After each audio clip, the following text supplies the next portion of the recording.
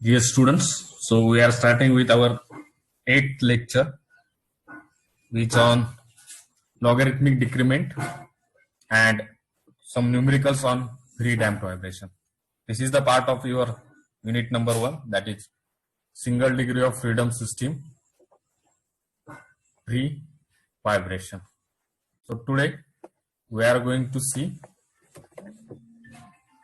our next the term, that is nothing but the logarithmic decrement. So let's start with logarithmic decrement. Now this logarithmic decrement is denoted by a symbol delta. It is called as logarithmic decrement. Now in free and damped vibration, that is in case of under damping condition.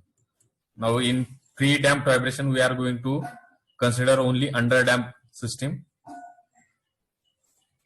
So in under damped system there are two important parameters. So in damped free vibration, that is in under damped system or damped free vibration, there are two important parameters.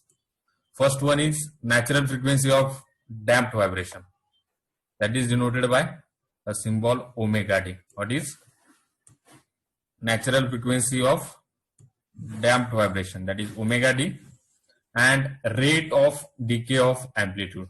This is another important term in case of under damped system. Under damped system, that is rate of decay of amplitude. So these two important parameters are there in damped free vibrations. So first parameter is your omega d, that is natural frequency of damped vibration, and the rate of decay of amplitude. Now the rate of decay of amplitude, it is measured by parameters or parameter which is known as logarithmic decrement. The rate of decay of amplitude, it is measured by a parameter. That parameter by which rate of decay of amplitude is measured, it is called as a logarithmic decrement. Now there is another definition of logarithmic decrement. The rate of decay of amplitude is directly proportional to the damping present in the system. So what is logarithmic decrement? The logarithmic decrement, it is the rate of decay of amplitude is measured by a parameter. That parameter is known as logarithmic decrement. And the rate of decay of amplitude, it is proportional to the amount of damping present in the system. It is proportional to the amount of damping present in the system. So this is important part of logarithmic decrement. That is the rate of decay of amplitude is proportional to the amount of damping present in the system. If amount of damping is 0, means there is undamped system, then rate of decay of amplitude is say 0 if we neglect the air resistance. So rate of decay of amplitude in case of undamped system, that is there is no damping is present, then rate of decay of amplitude is 0. But if some amount of damping is present in the system, then there will be the rate of decay of amplitude.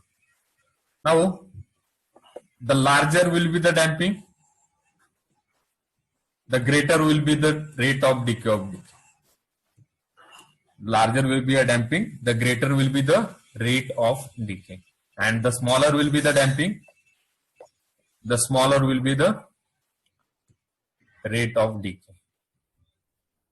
So the definition of logarithmic decrement. So this is a definition. So this definition, it is generally asked in examination. So what is meant by logarithmic decrement? So logarithmic decrement is defined as the natural log. It is defined as the natural logarithm of ratio of any two successive amplitude on the same side of the mean position. Logarithmic decrement is defined as the natural logarithm of the ratio of any two successive amplitude. Two successive amplitude, there is any two. We can take x1, x2, x2, x3, x3, x4. So it requires a ratio of any two successive amplitude, but on the same side. It is important. It is on same side of the mean position. So this is called as a logarithmic decrement, which is denoted by a delta. So now consider the displacement versus time curve for underdamped system. So this is the displacement versus time curve for underdamped system. So along the y-axis there is displacement x, and along the x-axis there is time t. This is also called as, this displacement versus time curve is also called as response of underdamped system. This displacement versus time curve, it is also called as response of the system. Response of the system. That is displacement versus time curve. It is also called as response of the system. So if this is displacement versus time curve for underdamped system, so this is also called as the response for the underdamped system, or response of the underdamped system. So this is displacement is in x-axis, time is in displacement is in y-axis, and time is in x-axis. Now this is your mean position, that is this line. It is your mean position, and O is your starting point. So this is the underdamped curve. Now there is a phase difference. So this curve will start from this point. If you draw a dotted line to the left side of the y-axis, so we get this angle as phase, and this angle is known as phi. This is phase angle, phi. So this is the phase difference.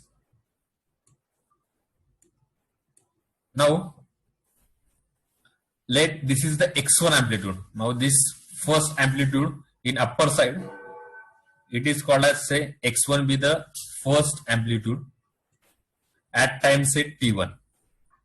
x1 is first amplitude at time t1. Now what is the definition? Logarithmic decrement is defined as the natural logarithm of ratio of any two successive amplitude but on same side. So if x1 is taken as this side, we are not going to take x2 on other side. We are not going to take x2 on this side. So we have taken the x2 on same side.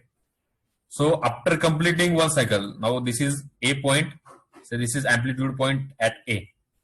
Now this point is starting from this 90 degree, then 180 degree, then goes to 270 degree, 360 degree, and goes to this 360 degree B point. So total one cycle is complete, starting from this point and ending with again same point. So this is one cycle is there, complete one cycle from A point to B point. Now from A point to B point, there is second displacement, or we can say second amplitude, which is denoted by x2 at time t2. It is the second amplitude. We are not going to dealing with displacement, we are dealing with only the amplitude. So there are two successive amplitude, x1 and x2. These are the two successive amplitude at same side. So that consists of one cycle. Similarly, there is between B to C, the amplitude decreases from x2 to x3, and this amplitude x3 is it at point T3. Is it at that point T3? Next, similarly, at next cycle, the displacement or amplitude, it is in x4 and time is t4. and so that after n number of cycle there will be the amplitude xn and time will be tn or n number of cycle. So this is the graph for underdamped system. So I will explain again. So figure shows the graph of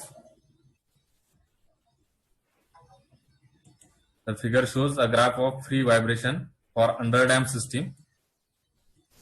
Let A and B are the 2 points, that is 2 corresponding points on 2 successive cycles where displacement is maximum, means there will be the amplitude. So A and B are the 2 points in this cycle. Now this A point is there and this is B point is there. So A and B point, now this include one cycle. So we know that time period of cycle is one cycle is 2 pi upon omega t. Similarly, between B and C point, between x2 and x3 there is one cycle and that time period is about Tp upon 2 pi upon omega t. Similarly, between x3 and x4, x4 and x5, so on, xn minus 1 and xn. So this is so we have considered only 2 points. So let the A will be the point and B. These are the 2 corresponding points on 2 successive cycles.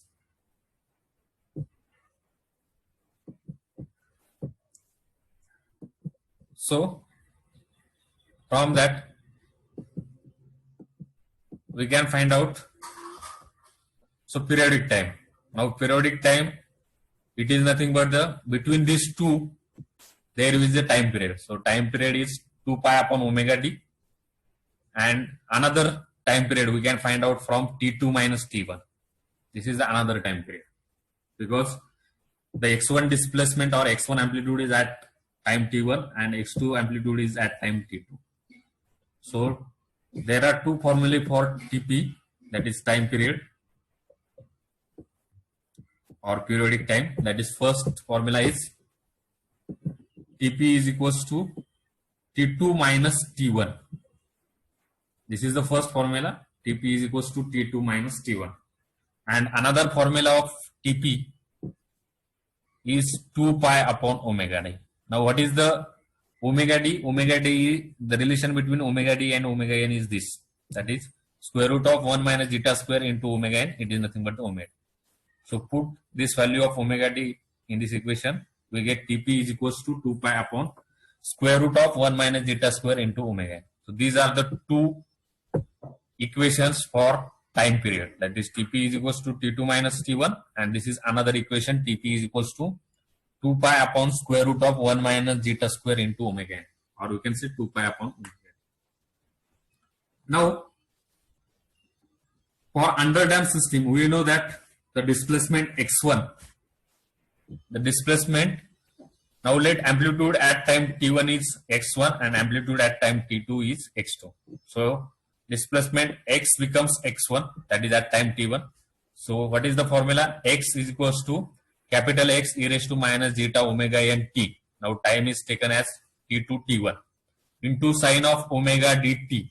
Again t2 t becomes t1 plus pi. So only x is replaced by x1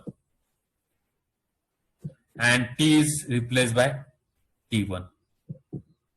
T is replaced by t1.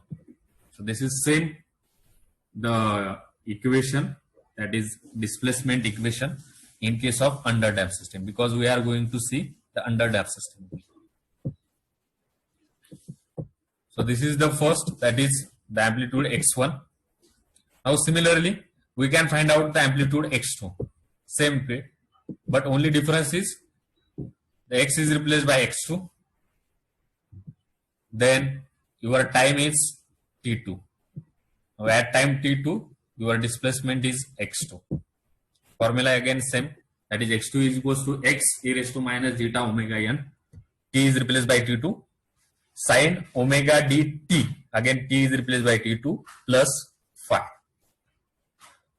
Now, if we simplify this equation, so what will happen?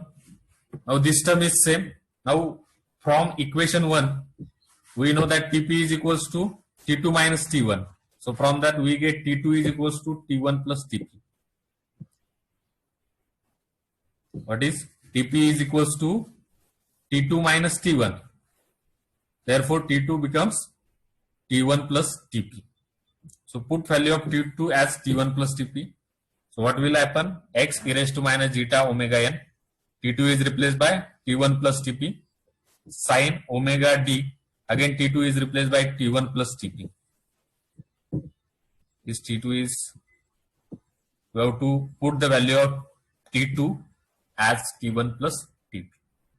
Now similarly, x e raised to minus zeta omega n, T1 plus Tp, sin omega d T1, again sin omega d Tp plus pi. Omega 2 omega d ni multiply केलं आतल्या साइडला दोन्हीला T1 La and Tp La. Now put the value of Tp again 2 pi upon omega d. Now omega d, this omega d. Baki whole term is same. This whole term is same. Only we have to put the value of Tp as 2 pi upon omega d. So again this omega d and this omega d cancel, and this is 2 pi. So in next equation there will be the next step. The simplification step becomes this value again same, x e raised to minus zeta omega n T1 plus Tp sin of omega d T1, it is again same. Now omega d gets cancelled, so remaining term is 2 pi plus pi. Now we know that for any sine term, the sin x plus 2 pi, it is nothing but the sin x, or we can say sin theta plus 2 pi, it is nothing but the sin theta. What is sin theta plus 2 pi? It is nothing but the sin theta. So we can write x2 is equals to x e raised to minus zeta omega n T1 plus Tp sin of. Now this 2 pi plus phi, it is becomes phi, sin phi. So omega dt plus phi. So this is your fourth equation. Third equation is about x1 and fourth equation is about x2, but by simplifying this. Now next is we get the value of x1 as x e raised to minus zeta omega n T1 sin omega dt 1 plus phi. And what is value of x2? x2 is x e raised to minus zeta omega n T1 plus Tp sin omega dt 1 plus phi. Now next term is we have to take the ratio of x1 upon x2. What is? We have to take the ratio of x1 upon x2. So we have to take the dividation of, that is equation 3 upon 4. Now what is equation 3? This is your equation 3. That is x1 is equals to x e raised to minus zeta omega n T1 sin of omega dt 1 plus pi. What is equation 2? Equation 4, x2 is equals to x e raised to minus zeta n omega n T1 plus Tp sin of omega dt plus pi. Now in that condition, this sin of omega dt plus pi get cancelled. Again x get cancelled. Now what will be remaining? E raised to minus zeta omega n, it is again common. Now if dividation is there, there will be the, if e raised to dividation is there, so there will be the negative sign. So T1 minus this Tp minus, so T1 minus T1 minus Tp.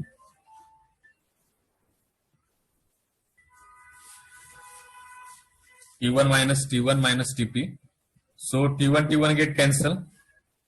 We get, and this minus again get cancelled. Minus Tp and this minus becomes plus. So that value x1 upon x2 becomes e raised to zeta omega n Tp. So this is the next step, that is fifth equation. So our equation becomes x1 upon x2, that is equals to e raised to zeta omega n TP. So this is our equation number 5. So next is, now we have to take, now according to the definition, there is another, the logarithmic decrement can be given by, from definition we can take a logarithmic decrement. Now what is the definition? Logarithmic decrement is defined as the natural log. So log to the base e, this is the natural log of any two successive amplitude. Now there are two successive amplitude, that is x1 and x2. So any two successive amplitude on same side of the mean position. So that becomes delta is equals to log to the base e x1 upon xt. So this is your first equation.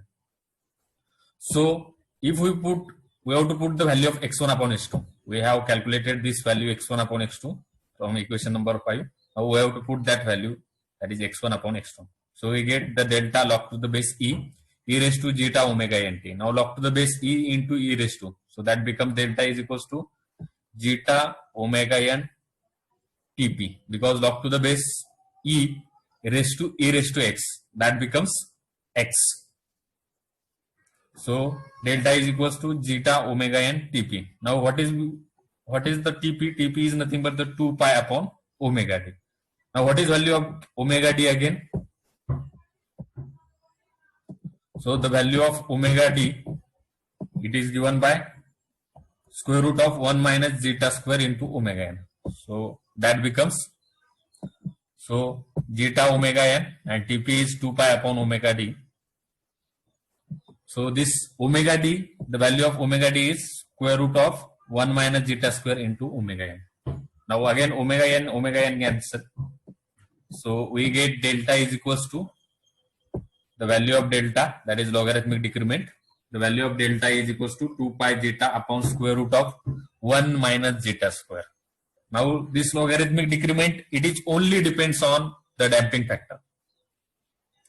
From this equation we can say that the logarithmic decrement, it is only depend on damping factor. So it is depends on only zeta. This is the first equation. Now according to the definition, we can find out the logarithmic decrement. This logarithmic decrement can also be found out as follows. Now we know that the logarithmic decrement delta is nothing but the log to the base e, that is x0 upon x1. And now capital X is there, so it is amplitude. So x0 upon x1, that is first amplitude, that is previous amplitude and next amplitude. So there are two successive amplitude, that is x0 and x1. These are the two successive amplitude. Similarly, is equals to log to the base e x1 upon x2. So x1 and x2, these are again two successive amplitude. Similarly, we can write delta is equals to log to the base e x2 upon x3. Again x2 upon x3, these are the two successive amplitude. Up to so on, we can write for n number of cycles. So log to the base e xn minus 1 upon xn. xn minus 1 upon xn. Now, if this is the term, then for n number of cycle, we can take that n delta. For n number of cycle, we can take n delta, and it is addition of all n number of terms. So n into delta, that is n delta, is nothing but the addition of all log to the base e x0 upon x1 plus log to the base e x1 upon x2 plus log to the base e x2 upon x3. So on, log to the base e xn minus 1 upon xn. Now, in case of logarithmic, if there is addition, then there will be a multiplication. So we take a common log to the base e. So we are going to take the common, that is log to the base e. So your equation becomes, so log to the base e. Now there is addition of this log plus addition of this log plus addition of this log. So addition of logarithm is nothing but the log to the base e into multiplication of that term. So that becomes x0 upon x1 into x1 upon x2 is equals to x2 upon x3, so on, xn minus 1 upon xn. Now in that, this x1 get cancelled, x2 get cancelled, x3 get cancelled, so on, xn minus 1 and xn minus 1 get cancelled. So your remaining term is first term, that is the 0th term, that is x0, and last term, that is the nth term. So we get the value of n delta is equals to log to the base e x0 upon xn. So again, another definition of logarithmic decrement, that is delta is equals to 1 upon n log to the base e x0 upon xn, where x0 is amplitude of your starting position, and xn is the amplitude after n number of cycles. x0 is the amplitude at starting position and n is the amplitude of n number of cycles. So we have two formulas for logarithmic decrement. So first formula is delta is equals to 2 pi zeta upon square root of 1 minus zeta square. So there are two formulas for the logarithmic decrement. So this is the first formula, that is the delta is equals to 2 pi zeta upon 1 minus zeta square. So this is the first formula, and another formula, so it is delta is equals to n 1 upon n log to the base e x0 upon xn, where x0 is your amplitude of starting of the cycle or starting point, starting amplitude, and xn is the amplitude of n number of cycle after n number of cycle. So this is the logarithmic decrement. Now in SPPU or in Pune University, this derivation of logarithmic decrement is asked for up to 6 marks. So what is logarithmic decrement and how derive the equation for logarithmic decrement? So that question will be asked about 6 marks in your university exam. So this is about the theoretical parts related to pre-damped vibration. Now we are going to start with problems on pre-damped vibration. So we will take 2 to 3 problems today in today's lecture. So let us start with our first problem. So our first problem is, so first example is given, that is a spring mass damper system. So there is a spring mass damper system is given, has spring stiffness, that is the value of K is given. A spring mass damper system having spring stiffness K of 10 kilonewton per meter. The value of stiffness, that is value of K is given, that is spring stiffness K is 10 kilonewton per meter. So we have converted that kilonewton per meter into Newton meter, that is 10 into 10 raised to 3 Newton per meter. So this is the spring stiffness. Now from that, from first line itself, the spring mass damper system has spring stiffness of 10 kilonewton per meter. Now from that, we have given spring stiffness, we are denoting spring stiffness by K, and that is 10 kilonewton per meter. So in Newton per meter, that is 10 into 10 raised to 3 Newton meter. Next, again there is viscous damping is given, that is viscous damping coefficient 1500 Newton second meter. So that is damping coefficient, so that is C value. So damping coefficient C is given, that is 1500 Newton second per meter, and the mass is given, which is of 7 kg. So mass is m, and which is given as 7 kg. So these are the spring mass system in which the spring stiffness is given, damping coefficient is given, and mass is given. Now what is the first condition? The mass is displaced by 0.1 meter. The mass is displaced by 0.1 meter. Now from equilibrium position means, or mean position means, at t is equals to 0. So at t is equals to 0, the mass is displaced by the displacement, that is x, is 0.01 meter. So displacement is given 0.01 meter.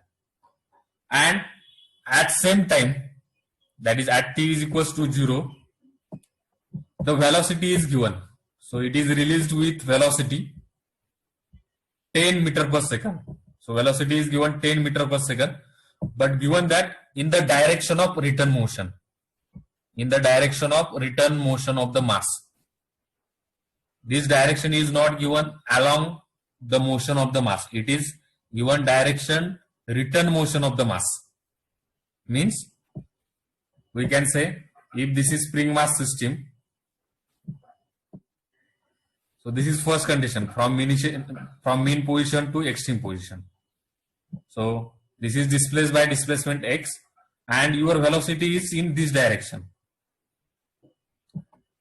So it is in return motion. So what we have to find?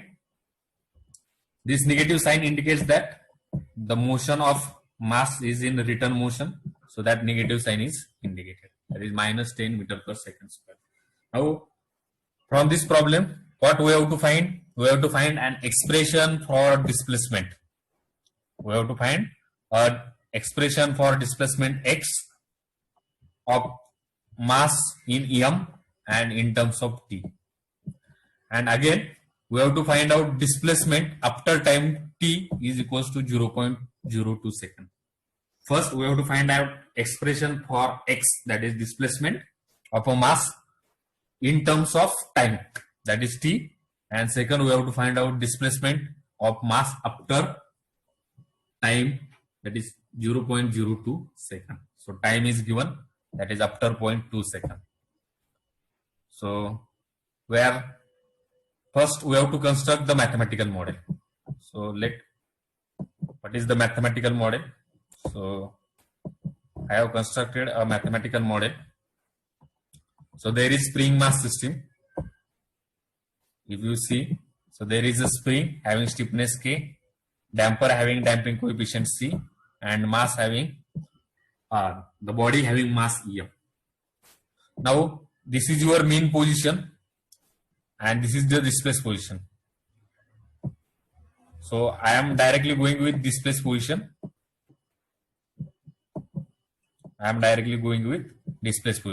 So this is your mean position and this is your displaced position. Now displacement is at t is equals to 0, your displacement is 0.01 meter. And velocity is, direction is same, that is in right hand side, because the force is acting on this mass is in also right hand side. So displacement is in right hand side. So we will take right hand side displacement as positive and left hand side displacement, that is return motion, as negative. And velocity, it is given in negative direction. So it is x dot. So it is given in negative direction. So from this figure, we can find out at t is equals to 0, your displacement x is equals to 0.01 meter in positive direction. So it is taken as positive. And velocity, it is in return motion. So it is taken as minus 10 meter per second square. Now, if the very basic term, or we can say very basic calculation while solving the problem, while solving any problem in vibration, if there is value of k and m is given for any problem in your dynamics of machinery subject, if the value of k, that is stiffness, and mass, that is m, is given, then first we have to find out the natural frequency, that is natural circular frequency. This is the first foremost important concept for any problem. If the value of k, that is spring stiffness, is given and value of mass is given for that system, so we have to find out the value of natural frequency first. So we know that the circular natural frequency, that is omega n, this is circular natural frequency omega n, it is square root of k by m. Now value of k is given, that is 10 into 10 raised to 3 Newton per meter, and mass is given is 7 kg. So from that we get the value of circular natural frequency as 37.79 radian per second. So for finding out the value of omega n in radian per second, your spring stiffness, it should be in Newton per meter. It should be in Newton per meter and mass should be in kg. So if your value of K is Newton per meter and mass in kg, then your omega n, that is circular natural frequency, is in radian per second. So we have to convert your spring stiffness or your mass. You have to convert your spring stiffness in terms of Newton per meter and you have to convert your mass in kg if not given. So this is the first foremost step in any problem solution of the dynamics of machinery. So this is first case if the value of K and M is given. Now next we have to find if value of K and M, omega n value is given and you have the value of mass, then we can find out damping factor, that is zeta. So what is the formula for zeta, that is damping factor? C upon Cc. What is C upon Cc? And we know that the value of Cc is 2m omega n. There is two formulae for that Cc, that is 2m omega n and 2 square root of mk or km. These are the two formulas. So zeta is nothing but the C upon Cc. Now value of damping coefficient is given and we can calculate the value of Cc as 2m omega n. So the value of C is given as 1500 Newton second per meter. This is our SI units and 2m omega n. Now 2m is 7 and omega n is 37.79. That we have calculated. Now from that we get the value of zeta. Now the value of zeta is 2.83. So this is value of zeta. What is that value of zeta? 2.83. Now this value of zeta is greater than 1. His value is greater than 1. So if the value of zeta is greater than 1, means the system is over damped system. So we can write one sentence, that is the value of, since the value of zeta is greater than 1, the system is over damped and therefore we have to use equation of motion for over damped system. We have to use the equation of motion for over damped system and the equation of motion for over damped system is given by, that is x is equals to a e raised to minus zeta plus zeta square root of zeta square minus 1 omega nt plus b e raised to minus zeta minus square root of zeta square minus 1 omega nt. Now put the value of zeta as 2.83 and value as omega n as 37.79. So if we put the value of zeta as 2.83 and your value of omega n as 37.79 in first root, we get the value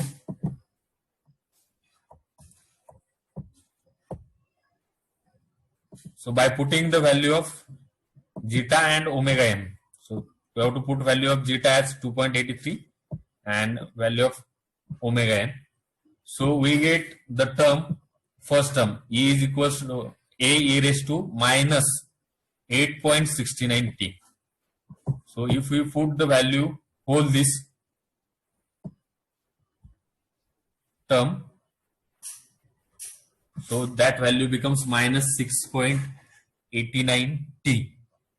And again the minus zeta square minus 1 into omega n.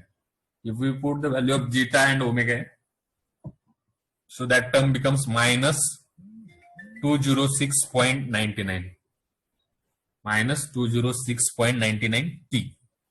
Now from this equation we can see that in case of over damped system we know that these two roots are real and negative. So these two roots, that is S1 and S2, these are real but they are negative, that is minus 6.81 and minus 2.06.99.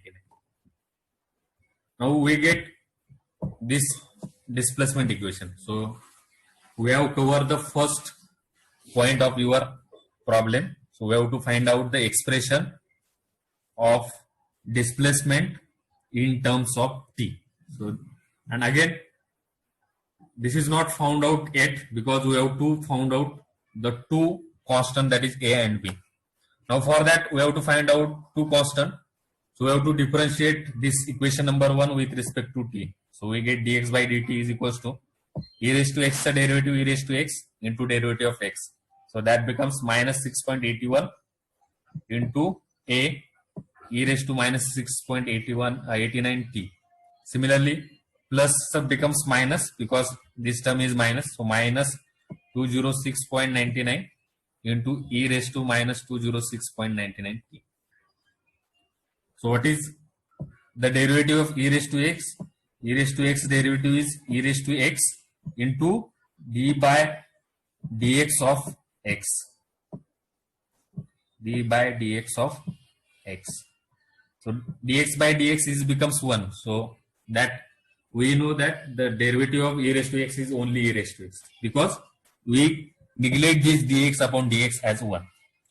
But if derivative is with respect to other term, because in this problem the derivative is with respect to t, so e raised to t d by dt of this term. So same. So that becomes minus 6.89 a e raised to minus 6.89 t minus 206.99 e raised to minus 2.06. Now we have to put first. What is your first condition, initial condition? At t is equals to 0, your displacement x is equals to 0.01. Now t is equals to 0 means e raised to 0 becomes 1. Again this e raised to 0 becomes 1. So we get x. Now value of x is 0.01 and only remaining term is a and b.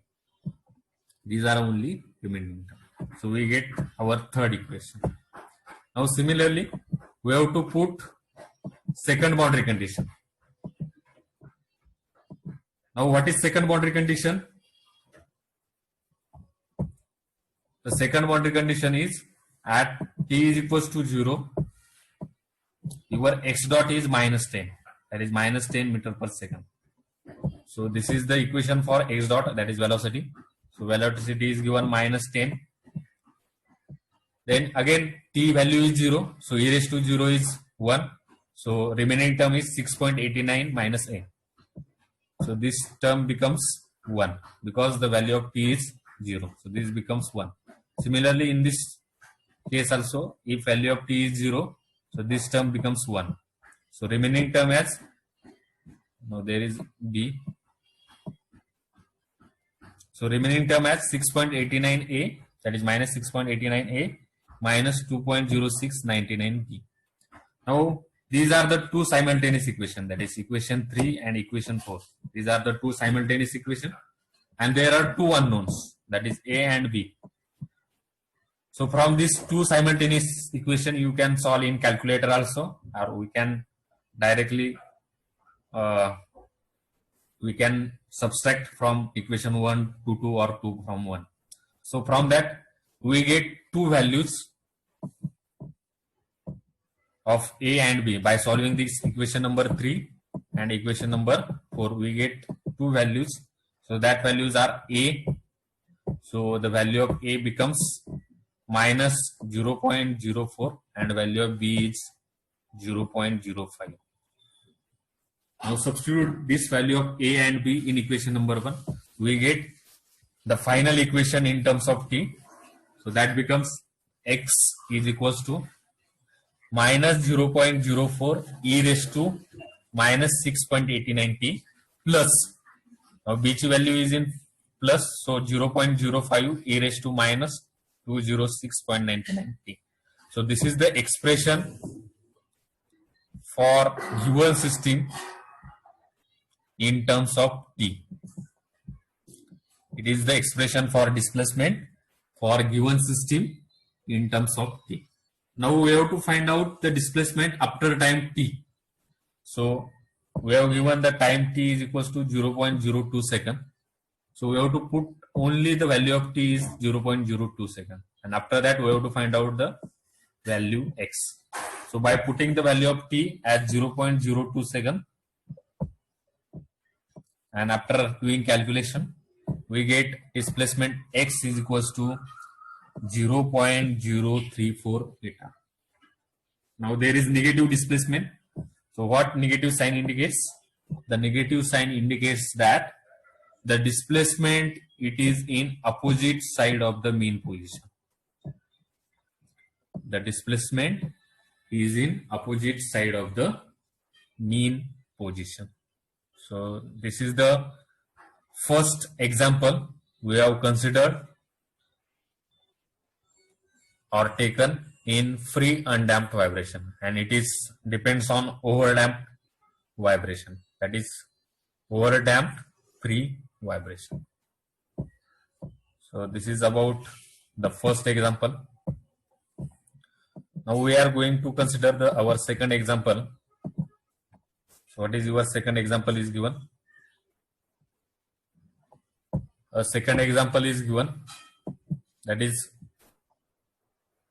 there is a system, there is gun of cannon is so designed that on firing of barrel recoils against the pin, against the spring. What given? A gun of cannon is designed that on firing of barrel it recoils against the spring. There is a dashpot system is given. So dashpot against the end, at the end of recoil, allows barrel to come back to its initial position within minimum time without any oscillation, without any oscillation. So this is non-vibratory system, and it should be come within minimum shortest time. Means if you see from problem, it is seen to be as the problem of critically damped system, because the significance of critically damped system is it will regain its original position or initial position within minimum time, and there is no oscillation, means there is no vibration. So motion is your aperiodic. Now what is next? The gun barrel has mass. So mass is given, that is 500 kg is the mass for gun barrel, and recoil spring stiffness is given 300 Newton per mm. Now this stiffness is given in Newton per mm. So we have to convert that Newton per meter. That is main important. Again, if the barrel is recoils 1 meter after firing, that is displacement is given after firing. Now what you have to calculate? First, initial recoil velocity. We have to calculate initial recoil velocity. Next, we have to calculate the damping coefficient of dashpot, which is engaged at end of recoil stroke, and what is the type of damping system it is. Now we have to calculate zeta, and from that we can find out the damping. But from the problem also we can say that this system is critically damped system, because a dashpot against at end of the recoil allows barrel to come back to its initial position within minimum time. This is important, within minimum time without any oscillation. So for minimum time there is critical system, and there is no oscillation, means aperiodic motion. Now for aperiodic motion there are only two systems, that is either the system will be overdamped or either system will be critically damped. But the wave 2 amplitude should be at minimum possible time, it should be close to the your initial position. So this is nothing but your critically damped system, same as like hydraulic door. So this is the gun barrel. It is your second application for the critically damped system. Now we know that if the value of mass and stiffness is given, your main important first point we have to find out is your natural frequency. So we have to find out circular natural frequency omega n. The value of K is in Newton per meter. Now it is given in Newton per mm. So it is 300 into 10 raised to 3 because 300 divided by 10 raised to now minus mm to meter करण्यासाठी into 10 raised to 3 करायला minus करायला आहे and minus becomes plus in numerator. So 300 into 10 raised to 3 Newton per meter divided by mass is 500. So from that we get a natural frequency that is omega n is equals to 24.14. So this is our foremost important step. If the value of K and M is known, then we can find out the value of natural frequency, that is omega n. Next, we can find out potential energy. Now what is potential energy? The potential energy is 1/2 kx square. Now 1/2, the value of K is 300 into 10 raised to 3 and x, that is displacement of gun barrel, is given in meter, that is 1. So 1 square. So your potential energy, it is in Newton meter, that is Kx is nothing but the force, it is in Newton, and x is in meter, so Newton meter, it is your potential energy. Now what is kinetic energy? So kinetic energy is 1/2 mv square. Now we have to find out the initial velocity. So 1/2 m is 500 and v is, we have to find out the v. So we get the kinetic energy 250 v square. Now according to the Rayleigh method, we know that the maximum kinetic energy is equals to maximum potential energy. So maximum kinetic energy is 250 v square and maximum potential energy is 154 times 0.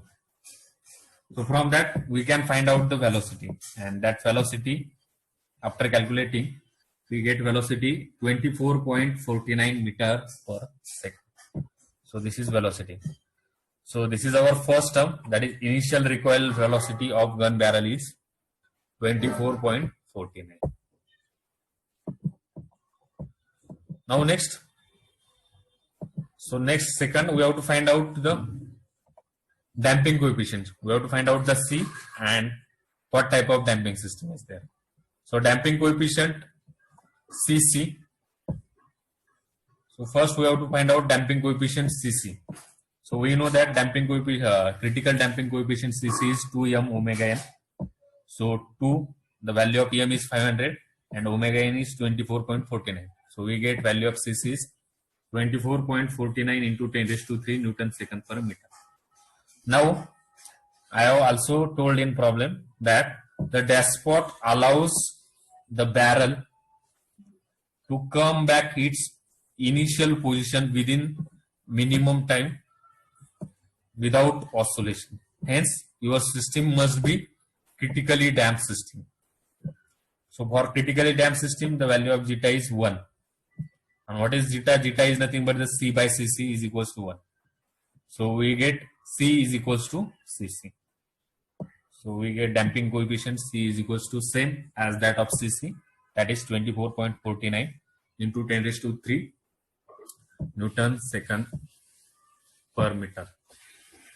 So this is all about the some problem. So in today's lecture we have taken 2 problems.